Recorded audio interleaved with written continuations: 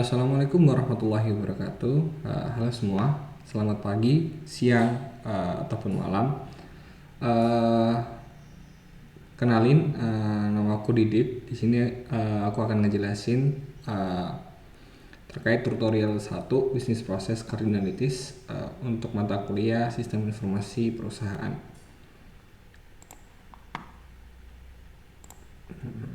Nah, di dalam asistensi kali ini aku akan ngejelasin terkait cara ngerjain ataupun lebih ke ranah bagaimana sih kayak konsep value system sama value chain itu di materi sistem informasi perusahaan. Nah, langsung aja ke soal yang pertama, uh, value system dan value chain. Nah, di sini ada keterangan bahwa Budi itu memiliki sebuah perkebunan dengan 50 acres of peach trees dengan memperkerjakan para petaninya. Nah, di sini peran manajer itu melakukan semua pekerjaannya seperti spraying the trees, irrigating, and selling the fruit. Terus juga spray concentrate fruit boxes and the other supplies are purchased on account. Jadi di sini itu dijelaskan bahwa di Budi Farm ini dalam pembeliannya itu dilakukan dalam ranah piutang dari local food stores. Nah, sedangkan fruit itu dijual juga dalam bentuk anjak piutang juga, piutang ataupun utang ke major grocery chains seperti Kroger dan Albertsons. Nah, di sini disuruhkan kalau yang pertama itu draw a value system level diagram, kedua itu assuming the various activities that need to be performed in conversion process. Lanjut. Nah, untuk tahapan pertama, kalian bisa membuat kotak di tengah ataupun buat bisnis proses yang utama, yaitu kan di sini kalau dari soal yang tadi itu dijelaskan bahwa di sini ada Budi's Farms. Nah, tahapan keduanya setelah menggambar base yang ini di tengah, tahapan keduanya itu kita harus bisa mengidentifikasi cash inflow ataupun resource yang lain yang menyebabkan ada tambahan masuk ke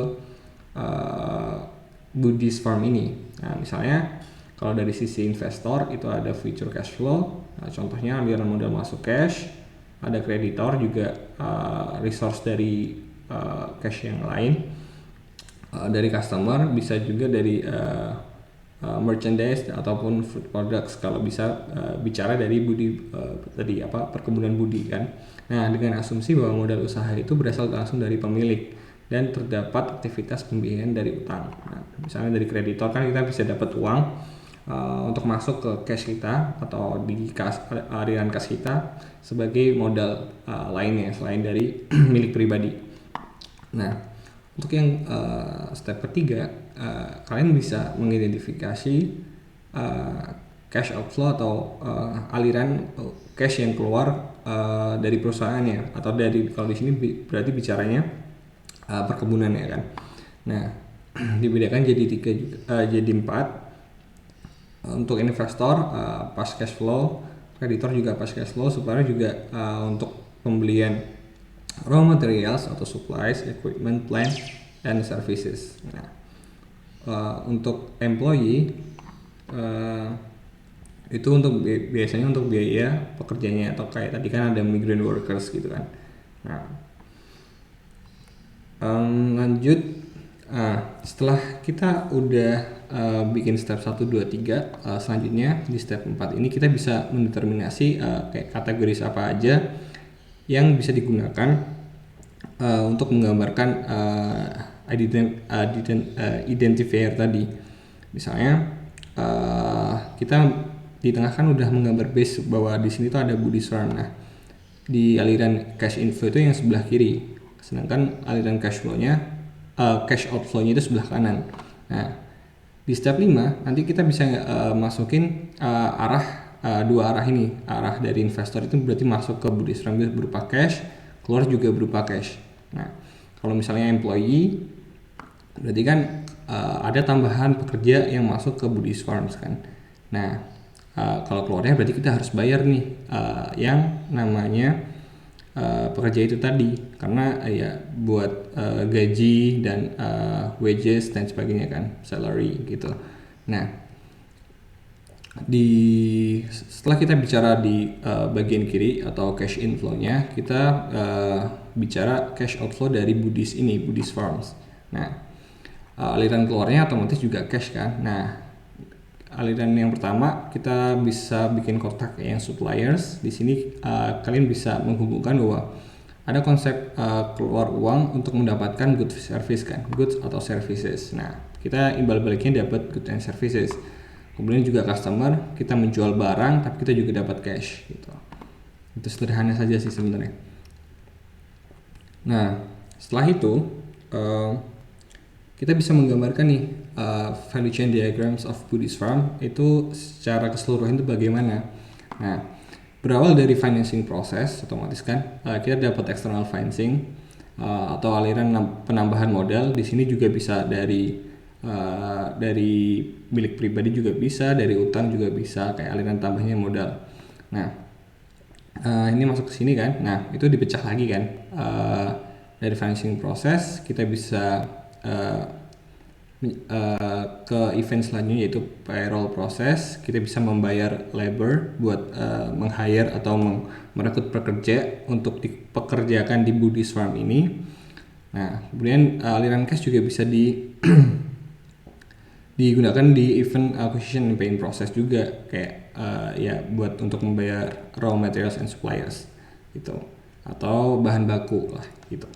Nah, setelah itu setelah labor dan raw materials dan bahan baku ini terkumpul, nah kita itu bisa yang namanya memproduksi kan. Pasti kita ada yang namanya finished good atau barang jadi.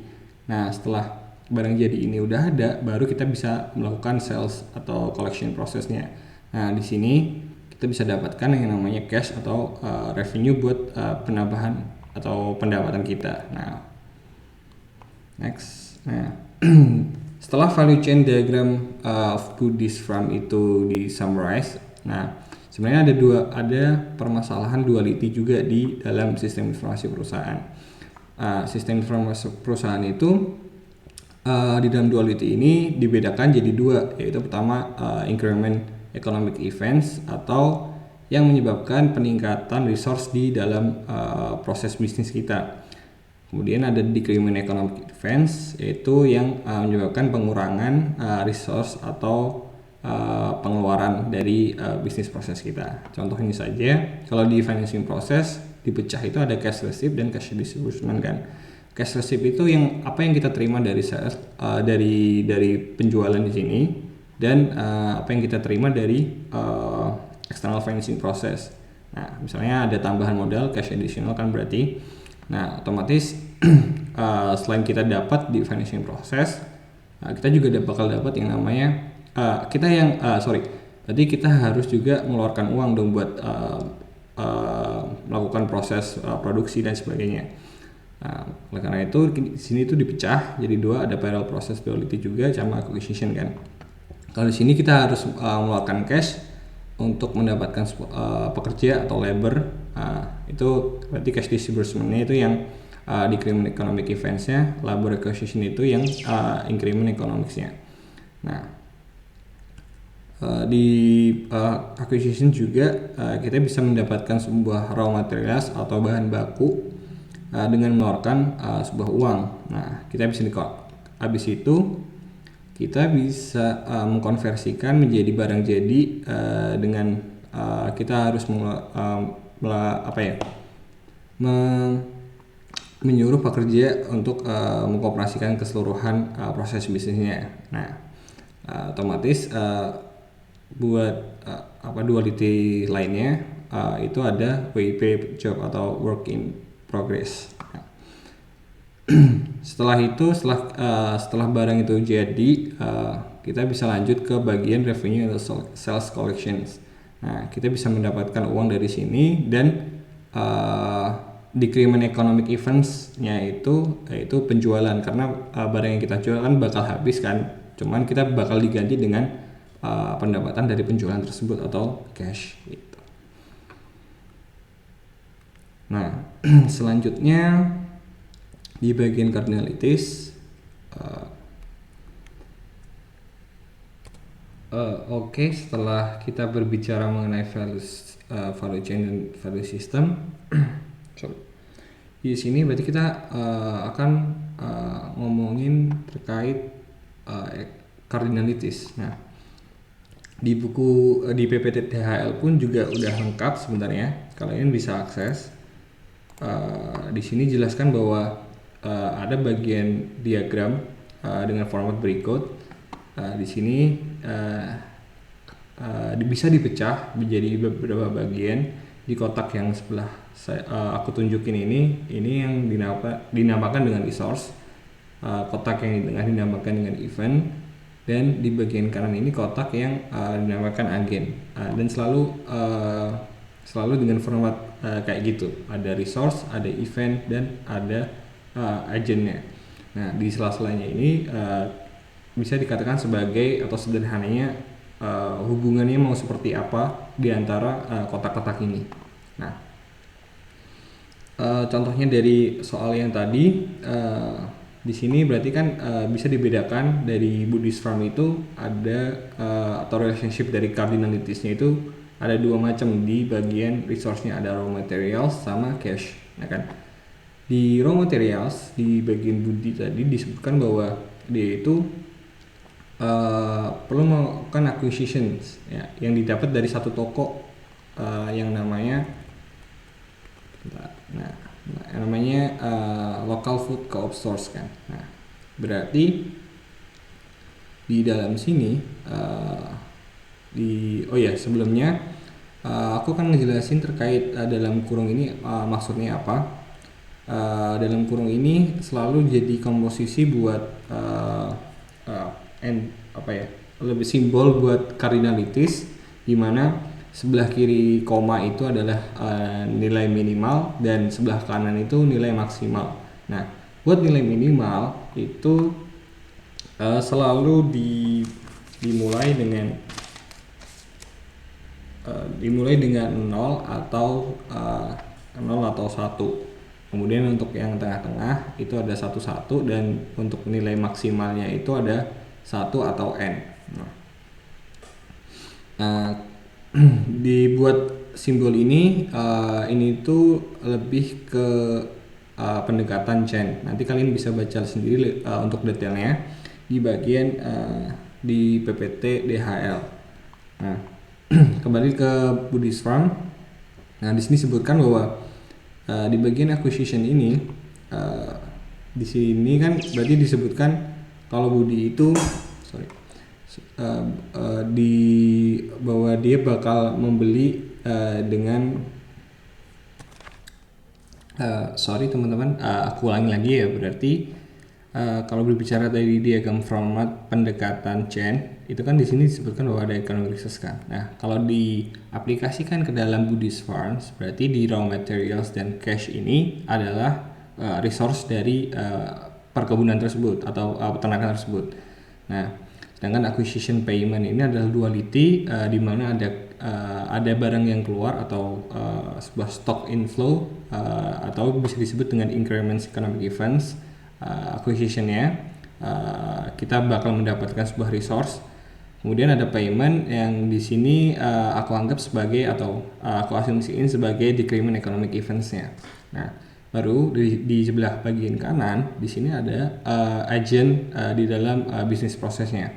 Nah, buat hubungan relationship-nya yang warna orange ini adalah stock flow, duality dan participation. Nah, untuk yang aku bahas pertama di sini adalah di bagian cash dulu buat eventnya. Nah, di dalam cash itu tadi kan aku udah nyebutin bahwa di dalam entitas atau attribute relationship yang nggak akan gue jelasin lebih detail di sini karena di bagian PPT DHL itu udah ada. itu dalam kurung min, max gitu kan. Nah, buat atribut-atributnya itu pilihannya ada 0, 1 atau n. Nah, untuk 0 itu untuk minimumnya, 1 itu kayak tengah-tengah, dan n itu kayak tak terbatas gitu kan. Nah, cuman buat format di dalam pendekatan chain itu ada dalam kurung min, max. Nah, buat minimum di dalam cache di dalam Budi Farms ini berarti kan dia bilang bahwa sumber cache dia itu tidak ibaratnya kita bisa interpretasi buat dan asumsi sendiri bahwa cache bisa saja tidak terafiliasi dengan payment gitu kan. Makanya di sini dibayar atau ditulis dengan 0. Bisa saja nggak langsung dengan melakukan pembayaran cash tunai, tapi pun juga bisa dengan misalnya utang ataupun piutang, ya kan?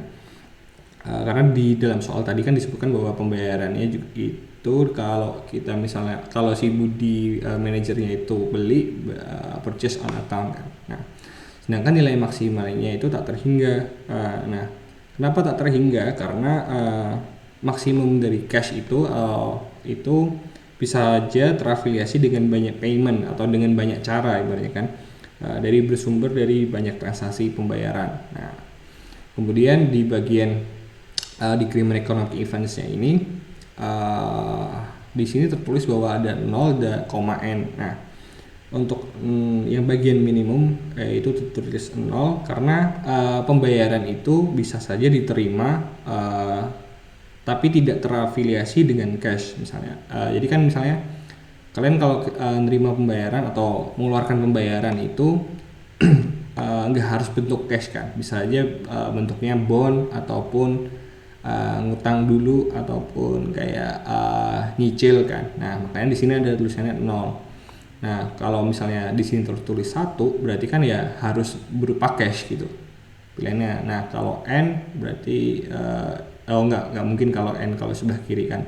Pilihannya antara 0 atau 1. Nah, kemudian di bagian maksimal, di bagian kanannya koma, itu baru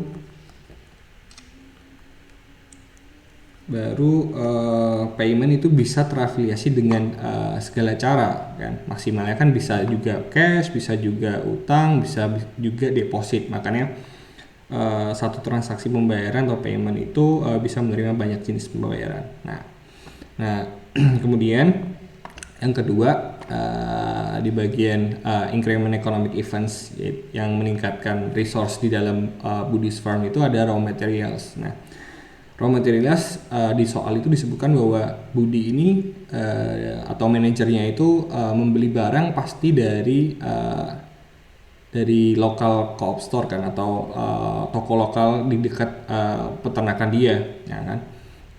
Makanya di sini minimumnya atau nilai minimum di sebelah kiri koma ini tertulis 1 karena raw materials atau bahan baku di Buddhist Farm ini pasti terafiliasi minimum dengan satu aktivitas akuisisi gitu kan, dengan cara membeli dari lokal co-op store tadi.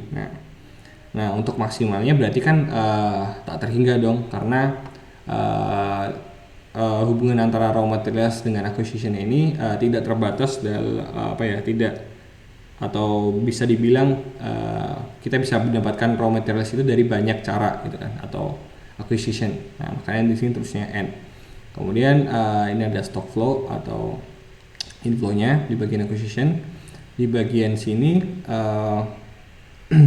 akuisisi itu tidak terafiliasi dengan raw material atau tidak terafiliasi dengan raw materials karena bisa saja acquisition itu bisa dilakukan tanpa terafiliasi dengan materials. Misalnya akuisisi sumber daya lain, contohnya kan kita bisa aja menanam sendiri gitu kan, nggak harus beli dari sini kan, ataupun kita bisa ambil acquisition ini karena ini ngomongnya raw materials dan cash, bukan berarti kita nggak bisa ngomongin sumber daya lain ya. Berarti kalau acquisitionnya 0 berarti minimumnya 0 itu kita bisa dapat sumber daya lain kayak misalnya sumbangan ataupun dan sebagainya gitu, sumber-sumber yang digunakan untuk bisnis proses kita gitu. Nah, kemudian di bagian maksimalnya di sebelah kanan koma ini, akuisisi itu bisa terafiliasi dengan banyak raw materials, artinya tak terhingga. Makanya sumber-sumber dari setiap proses acquisition itu dapat dilakukan untuk banyak raw materials gitu, makanya M. Nah, itu aja buat ini. Nah, buat jelasnya kalian bisa baca di sini ataupun di bagian PPT DHL. Terima kasih teman-teman udah mendengar. Semoga bermanfaat dan mohon maaf apabila ada kekurangan dan kesalahan bicara. Terima kasih semua.